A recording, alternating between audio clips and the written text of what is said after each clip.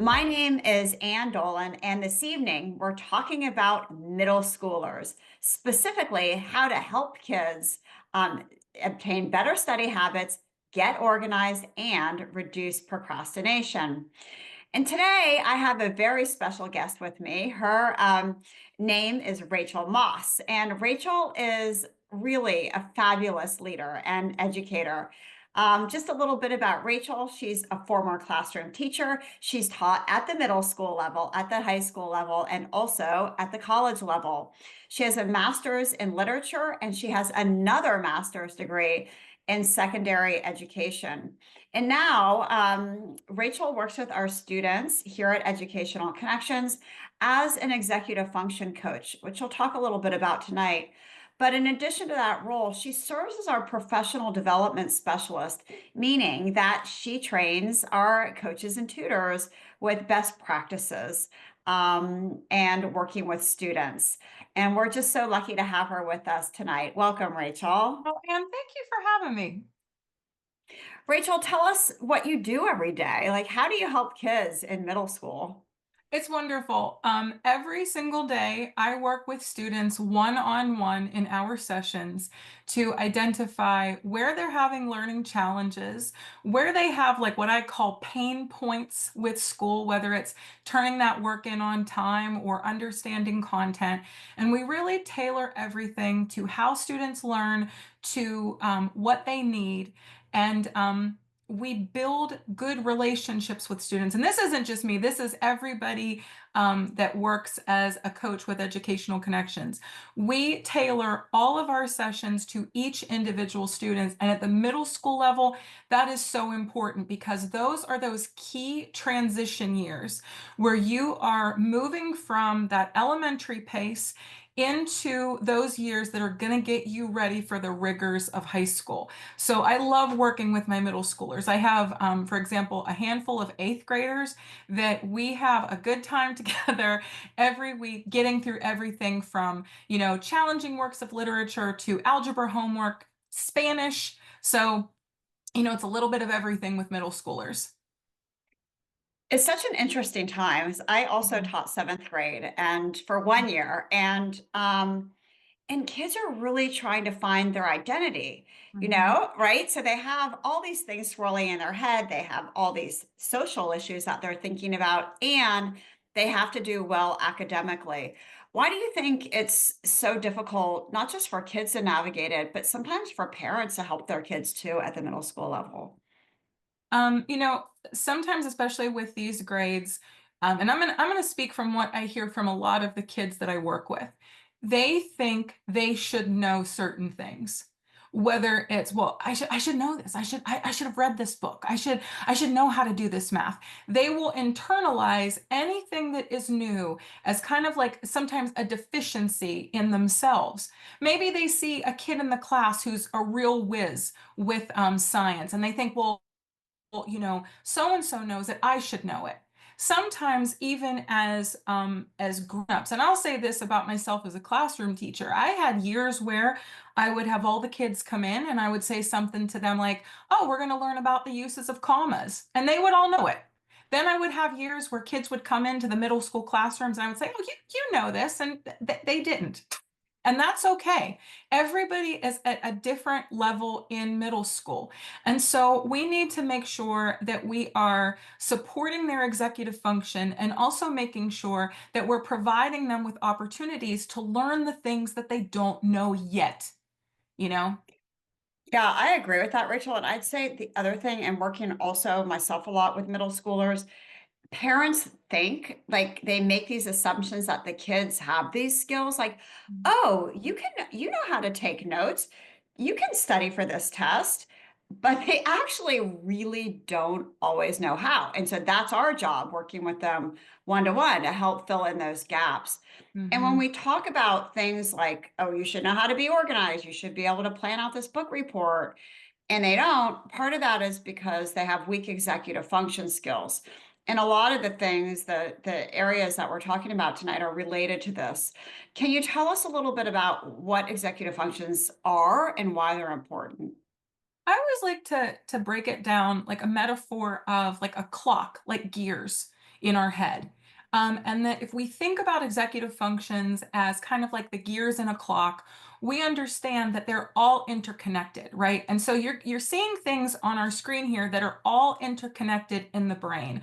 Planning and organization, initiation, right? I think those two are really easy to understand how they're interconnected. You can plan and organize stuff. You can make a list of everything you have to do, but if you don't initiate the task, if you don't start it, it's just not going to get done. So that's another thing with how these are interconnected. If there's like a little pump on the brakes in one area, the whole thing will slow down. But as one of these gears is turning, it's turning others. So they're all working together. And you may see like parents and family members of middle schoolers, you may see some of these areas are lacking. You may see your favorite middle schooler is really dealing with, emotional control or can't really shift their thinking very well. So any one of these, you might want to think of that favorite middle schooler and kind of reflect on how is this working for the kid, or how is that brake kind of being pumped and it's affecting the whole system. And we do know, Rachel, that kids get better with these things over Yeah. time, but it's really tough in middle school because they've gone from a fairly insulated environment to now seven teachers, seven sets of expectations. And we expect kids to like all of a sudden have these really good executive function skills. Yeah. And the truth is, they're still learning. They're not quite there yet. So let's move ahead, if you don't mind, and talk about studying. This is an issue when parents call our office looking for help for their kids. They will often say things like, you know what? I don't even know if my child really knows how to study. I think he does. I'm not sure. And there's a lot of confusion over studying. Furthermore, kids aren't always studying effectively, even when they think they know how to study. So let's talk a little bit about this issue with studying. And specifically, I'm wondering if you can run us through a method called PPCQ and how that is helpful to kids. So I love the PPCQ method. It stands for Plan, Prioritize, Create, and Quiz. And it's something that kids can do with whatever materials they have. And in my experience as a coach working with kids every day, a lot of times my middle schoolers come into to my session, and it's really like heartbreaking, because what I'll hear them say is, I get bad grades because I'm bad at studying. And so this is something that I bring out for them first, because it's things that we can very easily do. So in the plan phase, you look at whatever the test is. When is it? As simple as open up that learning management system, let's look at the due date, or let's get out that study guide and look at the top of it. See if your teacher wrote a test date on it. So we find out when the day is, and then we plan out when we're going to study. And so our sessions are always 1 or 2 a week, which is great because we can set a goal for the week upcoming and then we can monitor that. So we plan out when are we going to study, and then we put that time in the student's calendar, whether that's a Google Calendar or their student agenda. Then we prioritize information, and we really help the students figure out what's the stuff that I know versus the stuff that I don't know. You may have a favorite middle schooler who will spend hours studying and then come home just crestfallen because the grade is not what they wanted it to be. And I spent 3 hours studying.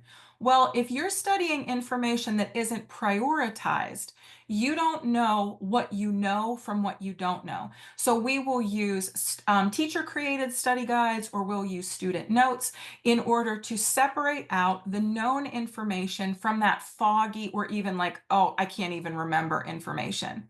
Then the student and I will work together to create a way for them to study. A lot of my middle schoolers love Quizlet. So it's something that, I loved in my classroom. I love to encourage students to use that because it's gamified on their phone. It's free for them to use. We can create a Quizlet together in the session. Sometimes students want to make, physical flashcards or they have another method that they're really comfortable with. We have some other methods that we use in sessions, like a triple note tote, essentially a trifold study guide, so you can cover things up and quiz yourself. And then the last part, after we've created our study method, is we quiz. And we'll work together to quiz, I'll quiz the student, but then we also talk about ways to self-quiz. Or, hey, let's plan some time to work with mom, dad, grandma, grandpa, and they can ask you the question so that you can feel ready for that test. PPCQ, it works for every subject. And I know we're talking about middle school, but I also use this with my college students because it is just that darn effective. I love it too. You're Yeah. absolutely right. And so once kids have a strategy, they know what they're going to do, they really have to plan out their time. Why is distributed practice so helpful in improving grades? I always tell my middle schoolers to think of distributed practice like physical exercise. And I'll ask them this question. If you did 2 leg days in a row, what would happen to your legs? And they're like, oh, you wouldn't be able to walk. You'd be in so much pain. Right. You'd have noodle legs. And it's kind of the same thing with studying. So in distributed practice, what we do is we prioritize studying with breaks. So, for example, let's say our test is on Friday. We're going to study on Thursday night, the night before. We're going to skip Wednesday. We're going to study on Tuesday. That skipped day of studying, it then allows the student on Friday to further pinpoint the items that they are not recalling. So, when we study or practice over time in controlled bursts, it helps us retain things even better than if we were just drilling and drilling and drilling. And it really helps students, again, to identify the things that they know from the things that they truly are not recalling. Let's talk about that next, figuring out what you know, what you don't know, and then Yeah. studying what you don't know. I love the stoplight study guide. Tell us a little bit about how that works with kids. Yeah, I love this is my favorite thing. Like I tell all my students this. I have used this for my own studying throughout the years. So like I have I have 2 master's degrees. I am the queen of color coding. And that's what a stoplight study guide does. So all you need is student notes or a student study guide. And you need colors. So I have students that they'll do this on an iPad and they'll just like, pick the colors like that. But really, you just need like a pack of 3 highlighters. You need green, yellow, and like red or pink, right? And a stoplight study guide works with 2 people. You have to have 2 people. One person is the questioner, so that's me, the coach, or the grown-up working with the middle schooler. And then the kid is recalling the information. So you go through the notes or the study guide and you ask the kid questions based on the content and they recall from memory. Anything that they are getting right away, you color code that green. That's green. It's the stuff I really know. I'm good to go. Anything where they're kind of iffy, they're not getting all the details, you color code that yellow. That's kind of like caution. I need to pump the brakes. I need to study. And then there's stuff where it's just like crickets. They're not recalling at all. And that stuff we color code pink or red. We have to stop and study that information. When you do a stoplight study guide, you're going to see that 60 to 70% of that paper is going to be green. And I mean, like here we have like on this screen, this is vocab words. This is fantastic for all those vocab lists. And then we have like a science thing right here. And this is all like my handwriting. I actually do these on like, cause we're all digital. So I have digital tools to do this online so that students will have it. But most of the stuff is going to end up being green. And then students study the items that are color coded red or yellow. So they're really targeting the unknown information. And if you think about it, 60 to 70%, that's a D or a C. But if you study that 40, 30%, that's pushing you into A territory. So you're really focusing like a laser beam on the stuff you're not recalling, and you're pushing up those test grades. Rachel, I've seen a lot of kids use this method. I used it as well. And at first, like you said, you're asking the student about, the causes of the Civil War, whatever it might be, and they're Yeah. repeating it back and they're able to color code it. But what I love is that once they get this technique, they can start working independently too. And it may not be, a study guide that they created, but it could be one that they filled out in class, and they can go through that Yeah. as well. And it's just such a great tool. As you said, it takes kids through high school, through college, so that they can also be independent. In addition to the stoplight study guide, we also want kids to be good note takers.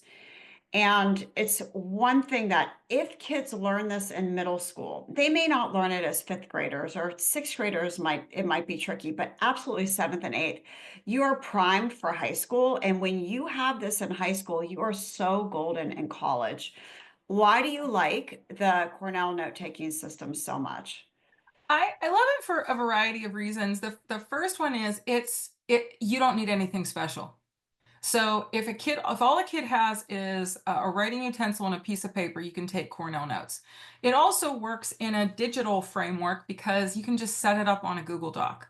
And it also has structure, which is the thing that most kids need when they take notes. So you give kids a blank piece of paper, and the first thing they're going to say is, I don't know what to write down, right? Because it's blank and it could be anything. Or you give kids a blank piece of paper and they'll write down maybe the date, or they'll write down, what like the vocab word was. Cornell notes, and I'm sure a ton of people in this webinar are familiar, but if you're not, it was developed by Cornell University in the 1960s when their head of student, like the Student Study Center, realized that all of these kids coming into Cornell did not know how to take notes. And so what you do is you divide the paper up into sections, and you can see them on our screen here. At the very top of the page where it says Cornell Notes, that's where you write the title.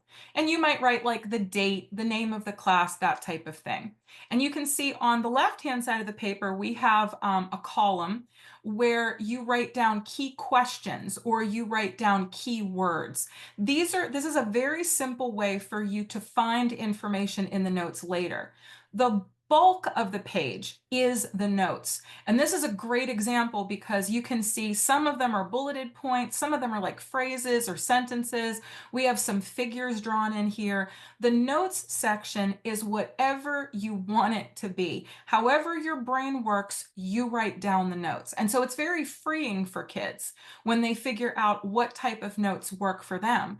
And then in that section on the side, they can write down those keywords, vocabulary words, big questions that they have. This is oftentimes in sessions when I'm working with students, I'll actually tell them, you know what? Use the left-hand side of your paper. If you have a question you want to ask your teacher, write it down there. Then when you get to class, you won't even be scared. You'll know exactly what you want to ask. So it's also great for planning from the session and then into the classroom. At the end of the Cornell notes, you write a summary of what you learned. And I generally encourage students to do that after they've been in class. 3 to 4 detail-rich sentences about what you learned in that class on that topic. Thank you for that, Rachel. All right, let's move in, if you don't mind, to planning ahead and prioritizing what you have to do. Now, this may not really relate to like a fourth grader or a fifth grader that doesn't have any homework. But as kids get older and they start to have homework, and they even have homework that's just not due the next day, but might be due a week or two later, it becomes just vital. So, what often happens when kids don't have effective skills for prioritizing? Yeah, I always use an example here. I'm a literature teacher, and I use the example of the research paper. And I'm guessing there are a lot of grown-ups in our webinar today that have been around a youngster who's doing a research paper. And I I have ushered thousands of youngsters through this process. And what I see is kids will say, well, it's not going to take me that long. It's a 4-page paper. That's just, you know what? I could type that in 2 days. Yeah, you can. You definitely can type 4 pages in 2 days, but can you read everything in 2 days? Can you think about it in 2 days? Can you write all the notes in 2 days? Can you realize your thesis is kind of not right and have to revise it in 2 days. A lot of times, and I see this a lot in middle schoolers, they will think about the end product only. They won't think about all of the things that have to go into it. And that, of course, is ineffective prioritization. And so they're doing things like, I can do this in 2 days. I can go on TikTok. I can play my Nintendo Switch. I mean, also activities that I engage in. And they'll also like think like, well, I have all this, math homework to do. I need to do that first. I need to have like these perfect conditions in order for me to be able to do like this big essay or whatever the big project is. Maybe it's like it's a science fair project. But when we think about that, like I love this visual here of our jar, like where do we fill in our time? And this is a lot of times what we see with our middle school students, that they will fill up that jar with the inconsequential things, and then they're trying to shove the really important things in at the end, and it just doesn't work. Yeah, for sure. But there's a trick to this, right, Rachel? Yeah. We can teach kids how to effectively prioritize. Absolutely. And so again, like when we talk about the PPCQ method, prioritization is right in there. And so a lot of times with my students, I will identify, okay, what are those like sand activities, right? And I always share, my own personal ones. I always tell my students, because it's true, I love playing video games. I discovered them when I was 8 years old. I have never grown out of it. And so, like, I'll say to, I'll create plans with them where we are now using these lovely activities that they enjoy as rewards. We're putting the big stuff in first, the big academic priorities.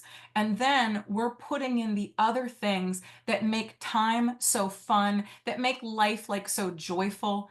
I mean, I have students where we plan like the big stuff and then we make time like to engage in like art projects or practicing dance or their musical instrument. Once we get the big stuff in that, like our little jar metaphor here, once we have that as the foundation, now we can fill everything up so that they are not only doing what they need to do, but they're getting to do all the things that they love, and the stress is just taken away. So basically, you're reversing it. What kids' Yeah. natural inclination is to scroll through TikTok or look at Instagram first, and then they'll do the thing like the math homework they like, and then they'll put off the essay until Uh-huh. really late at night or not at all. But Yeah. all you're saying is, okay, wait, let's just reverse it. Let's put the rock first, just start on that, and then the pebbles, and then the thing you like. So they still get to do the thing they like. Yeah. Important Yeah. to know. How does And that work? Oh, go ahead, oh Rachel. no. No, I think that's this actually like really wow, transitions with the thing I was going to say. The magical thing for me is I always talk to students about these things, especially middle school students, in terms of like stress. So, how did that, like last time you had a big paper, how did that go? How did you feel? Not like in a kumbaya, like hippy dippy kind of way, but really to help them identify that not prioritizing work and not prioritizing time leads to stress, and that it doesn't feel good, but that getting our work done feels wonderful because now we feel accomplished. We feel like we're academics, we're smart students. So we figure out what's due, we prioritize the work, we figure out a schedule that really works for every single student. And that's also the magic of our sessions, because this isn't something where kids are doing it themselves, or there's just like something where we're trying to, shove kids into a certain mold or a certain pattern. We're really looking at every child's schedule and figuring out what works for them. I mean, I have middle schoolers on my roster who are phenomenal athletes on, travel teams. I have kids who are accomplished musicians that have these really intense music lessons that they go to, and they also want to do well academically. So we do tackle those like dreaded big assignments, and we also help them to see, okay, if everything doesn't go perfect, if you need a little bit of extra time, or what if you get sick and you miss a day of school? How can we have a plan that's really flexible for you too? And why does that work, Rachel? It works because we are we are with students every single week. We are checking in with them and we're giving them like an extra measure of accountability. So we have a toolkit of strategies that we can use with kids so that they are learning how to get stuff done, so that they aren't just, going through the things that don't work for them. And, the other great thing about like what we do with students is I'm thinking about a particular middle schooler right now. I tried a strategy that had worked with other middle schoolers, and this one particular student, it didn't click with her. I like to use paper planners, for example, and I'll provide students with a PDF that they can print out. And then a lot of kids will fold up the paper planner, put it in like the case of their phone so it's easy to find. The kid really wasn't connecting with that. Well, I have a whole bunch of other strategies that we can use. This student showed me their learning management system, and it turned out that their school provided them with Google Calendar. This student really responded to different kinds of alerts and would actually set up a series of reminders to send herself emails through her Google Calendar system. That worked for her. She would get an email like, "Your test is in a week," you know? She actually set it up so that when she got that reminder email, she put in some details like talk with Rachel about XYZ, so that she was now using her system to really supercharge our sessions. And these are things that can work for any kid. It's just about finding what works for a kid and providing kids with the opportunity to put those systems into place. Rachel, thank you for that. Is it okay with you if we shift gears? We talked about study Yeah. skills. We talked about prioritization. What about organization? Can we move on to that? Oh my God, I'd love to. Yeah. Okay, so how do you help kids stay organized? It's not easy at that middle school level. Yeah, especially because at the middle school level, you're juggling digital things and you're also juggling physical things. So with my middle schoolers, one of the things that I always prioritize with them, and I think this is just a great tip, is to have kids really identify, is this a digital work or is this physical? And that's something like I say to them all the time in sessions. Okay, you're working on your ELA stuff, digital or physical. And sometimes kids are like holding up their book to the camera because they'll have, like, for example, a copy of To Kill a Mockingbird, and then they have a digital article that's online. So organization is very difficult for kids at this age, not only because you're growing and you're developing executive function, but because you are being bombarded with a whole bunch of materials from a whole bunch of different sources. So in our sessions, we are constantly checking on work with the kids. So in my sessions, I mean, I can only speak for myself. I take notes in my session with my students so that they can see what we're writing about, where I will write down things like, To Kill a Mockingbird, dash, dash, physical book, packet from teacher, vocab list, so that there's this extra measure of accountability where we're working together on all of these materials, because it can be very confusing for kids. We also work with like strategies like having a clean sweep or a weekly preview, where I talk to kids about organizing their materials. I have some eighth graders that I work with, and every single session starts out with, okay, where's your homework folder? And open up your homework folder on your Chromebook. So we're setting them up for success in their workspace where they have the physical place, they have the digital place. And then we also work on, you don't have to keep everything. Sometimes kids get disorganized because they are holding on to every single little paper. It's January and they still may have that old form from picture day back in September. So it's also important to talk to them about, we don't have to carry everything around with us.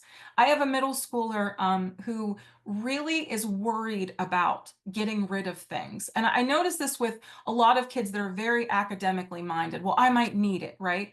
So I have an organization system with that student where we have the maybe box. And it's just an Amazon box.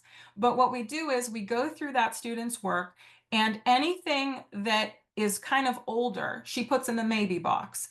And the deal we have set up is at the end of the year, we're going to recycle the maybe box because it won't be maybes anymore, it'll be no's. But if she needs it, it'll be there. So sometimes with students, we may think like, oh, you have to get rid of all this stuff. But the reason that they're keeping it is because they understand its value. So having ways for every kid to be organized can really make them successful. Yeah, for sure. I used to do that too. And we'd call it an archiving folder, and it was just a box. And when you take Yeah. things out and you're like, oh, this is a maybe I want to keep it, I'm not sure. And Yeah. you lay it on top of the box, it's like now everything's in chronological order. So you kind of have a sense of where things are if you ever do need it. Hmm. Rachel, one thing that we share with parents too is, at home, you can do a clean sweep with your kids and you can plan like 20 minutes once a week, say a Sunday night after dinner, something you already do. You're kind of like habit stacking it. Hmm. And you can say, all right, like turn up the music, make it fun. Everybody's in on the act of getting organized, not just your messy kid. And that can be helpful too, even outside of sessions. Having families do things to like not only just get organized at the beginning of the year, but continue that on throughout the year. And I know one of the strategies you use is the 4 C's. I know we're kind of running out of time, but tell us a little bit about that. This is the 4 C's is the clean sweep as far as I'm concerned, because you can use it with schoolwork. I use this with like, the junk mail pile, right? So the first thing that you do is you clean out. You do this with the backpack. I even do this with kids digitally. Let's open up that Google Drive folder and let's see what's all in there. So you clean everything out, you get it in one place. And then you put things into two categories. There's the keep pile and then there's the recycle pile. So that's your clean phase. Once you have the keep pile, you then customize how you are going to store everything. So if we're thinking like physical work, you can maybe use a binder, a trapper keeper, because I'm from the 80s. You can use, an accordion file, color-coded folders. For digital items, you can make folders on your Google Drive. You can put things in the cloud or you can put things on a desktop. So you customize your organization to however it fits for you. And then you categorize it. Now, for kids in middle school, this is as simple as categorize it by subject. Or for some of my middle schoolers, we categorize it by is it notes, is it homework, is it test prep? And those are really good ways to categorize things. And then the biggest part of this, the reason why this is like my favorite for clean sweep is you continue doing it. So with a lot of my middle schoolers, we continue this like we'll do this monthly, maybe the last 10 minutes of a session. Like, let's get out everything, let's go through it. Sometimes students will start working on this with me, and then they'll be like, you know what, I got more to do. Like, I got more to do, lady. I'll see you later, because they're actually going to continue this even after the session is over. Yeah, for sure. All right. So the last thing I want to talk tonight about, Rachel, is really this question of self-advocacy, which is so hard for middle schoolers to raise their hand and ask for help because they want to conform. They don't want to look different. They just want to be part of the pack. And Mhm. so when you go up to your teacher and everybody sees you ask for help or you raise your hand, you don't want to look dumb in Yeah. their minds. How do you help kids ask for help when maybe they're unsure of themselves? The beautiful thing about students having so much digital access is that they have the ability to email their teachers. So that's the first question I generally ask kids. Are you comfortable sending an email to your teacher? Do you want us to kind of like write an email together? Do you like want to talk to your teacher? So I give them those options. In our sessions, we have a fantastic template that we use, and I tell them it's the most boring Mad Libs you've ever played. But it's a form email. And it's the kind of thing that we all use at work when we don't know what to say to someone. And it guides students through how to write an email. Because I tell them too, as a classroom teacher, sometimes you do get those emails from students that are like, subject is, hey. And inside it's like my grade question mark. So this is really walking them through some of those written communication steps. I'm writing to you about what? Please let me know if, you have a time when you can talk with me. Please let me know if there are any strategies that I can use. I would love to meet with you after class. So it just really walks kids through how to talk to their teachers and what's possible. Sometimes in sessions, kids want to talk to their teachers one on one. So we will use this template, but then we'll also talk about, okay, how would you say that out loud? Or when are you going to go talk to your teacher? Do you think, at the beginning of class when he's writing stuff on the board, you think that's the best time, or when would be a good time to talk to him? So all of these kind of self-advocacy steps, they're so helpful. And I also generally talk to middle schoolers about how they want to be as students. I have never met a student that does not want to be successful, that does not want to be a good communicator. And so we Mhm. talk about how these communication steps also make them feel really confident about themselves as learners. And I know you like to teach kids to go in and talk to their teacher with something in mind, not just, Yeah, I don't know what to do, but right. instead having a game plan. Tell us Yeah. about sentence starters. Yeah, I love that. My favorite one is I need help understanding. Because generally, if a student is going to talk to their teacher, it is a content specific thing. And I always have students self advocate for that content help with their teacher first. Because that teacher has just so much knowledge and training, not only on the subject, but the state that the student is living in, all of the things that are necessary for that particular school system. So I always coach students to use that. Hey, Mrs. Smith, I really need help understanding long division right now. And I know that that's something that maybe I should know from past years, but could I work with you? Is there a way that I could get some help with that? Those kinds of starter sentences, they are so powerful because students generally know what they need, but they really don't know how to just come out and say it. It's true. And I know I say to my kids, well, why don't you go ask your teacher? And they'd say, okay, sure. And they wouldn't because they didn't have the language. So this gives them the language. Yeah. So at the end of the day, I will say, Rachel, you and everybody else that works with middle schoolers and educational connections, you really do know how to help kids build their toolkits. And that's really what it comes down to, from organization to prioritization to being able to talk to a teacher. Like all these things go into a middle school toolkit for sure. Um, and I know that's, what we've talked about today is really these are executive functions in a way. Mhm. Yeah. We're helping kids to build time management, study habits, all of these things. But sometimes, that's not what kids need. Sometimes they're struggling with a very specific subject like math. Sometimes it might be, they're in their first year of Spanish and they're feeling behind. Or maybe they need help writing, and those students need a subject tutor. It's different than executive function coaching. However, a lot of times it's a little bit of both. You need help in your English class, but also you've got some weak executive functions and you're kind of marrying them both. Do you see that a lot too? Yeah. So my area of expertise is literature and writing.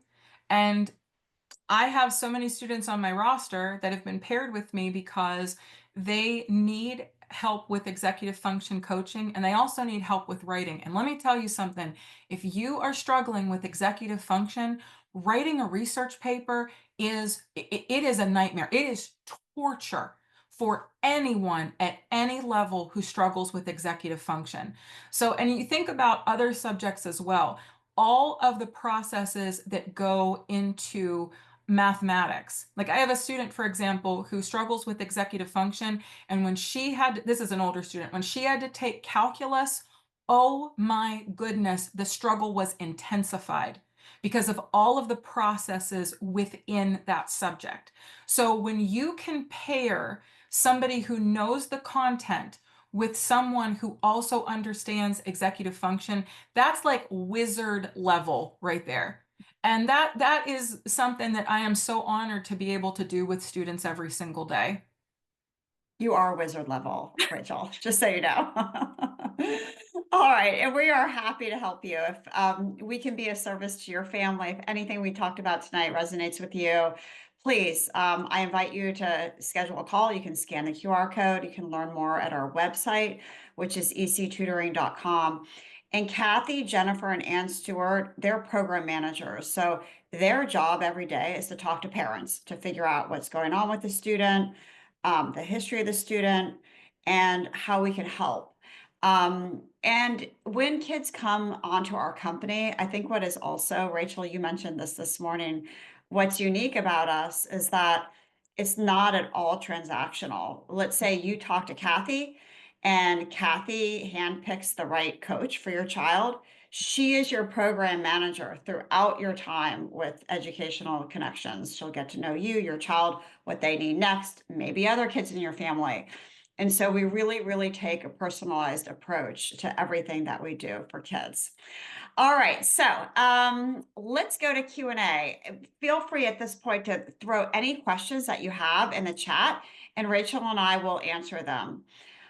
So the first one I saw earlier was from a parent who asked, does the Create in PPCQ work for higher level tasks? Mhm. Quizlet is often really good for more fact-based knowledge or vocab, but not so much for higher order tasks. Yeah, I saw this question and I was immediately like, oh, I can't wait to answer that one. So it does. So I'm going to give you an example from, for example, for math, right? Because so I was working with a student. I think this was a ninth grader, and they were in an Algebra 2 class. And we did a stoplight study guide. And what we did was we color coded the ones that they got all the way right, partially right, and the ones that, they kind of beefed it on, right? And then what we did was we analyzed the processes happening in those problems to pinpoint what were the mistakes that were made. And then the study plan was to get more problems. So the student reached out to the teacher, got like some, former homeworks from past years. The teacher also was able to provide the student with additional support through like Khan Academy. So the PPCQ like method, and I use the stoplight study guide in there too to show like a way like to, prioritize the information. It works for anything. It's not just, oh, and make a Quizlet. That's just I think a very easy to understand example, because I think that everybody that has a favorite middle schooler in their life knows about like Quizlet and Kahoot. So I think that's why I threw that out there. But it really does work for any subject. It's so adaptable. And another parent asked if we work with kids that have an IEP or ADHD, and the answer is absolutely yes. That's our sweet spot, helping kids with attentional issues. Rachel, any thoughts on that? I I am so lucky to work with students who are learning about the way that they learn. So I have students on my roster who deal with ADHD. I have students on my roster who are on the spectrum. And the other thing that I'll say about educational connections is every time you are paired with a coach, you are paired with a master level teacher. So I'm in the state of Pennsylvania. I'm a master level teacher in Pennsylvania. I have training specifically for students on the spectrum. I have training for how to provide differentiated instruction for students who have IEPs. So if you're interested in educational connections and you call one of our program managers, that's that part of that pairing process. It's going to be tailored specifically to your kid. Thanks for that, Rachel. And Anne Marie asked, can we meet the coach or tutor before the sessions? And we will handpick the coach or tutor for you. And then, yes, you will talk to that tutor. You can talk to that tutor beforehand. Um, but we really do take great pride in making sure the match is really great. Mhm. And we want you to be super happy. So, yes. All right, Rachel, any other thoughts before we call it a day? No, this has been so wonderful, and thank you as always for having me. Thank you for being my guest this evening. And thanks everybody for being here. I hope this was helpful to you. I wish you all the best for this evening and the rest of your school year. Take care, everyone, and good night. Bye.